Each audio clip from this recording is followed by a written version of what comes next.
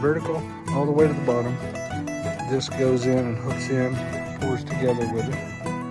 And these are pretty straight out. I didn't want a 45. I wanted it to brace as we cover all this up with fill gravel. It'll kind of anchor it down. The weight of everything pushing down will anchor this and not let this lean. To make sure I get this wall tied to this wall. So I filled up this cell, rebar all the way to the bottom. Filled up this one, rebar all the way to the bottom. So I drilled through all the way into here, and it's got 2 rebar pins between those.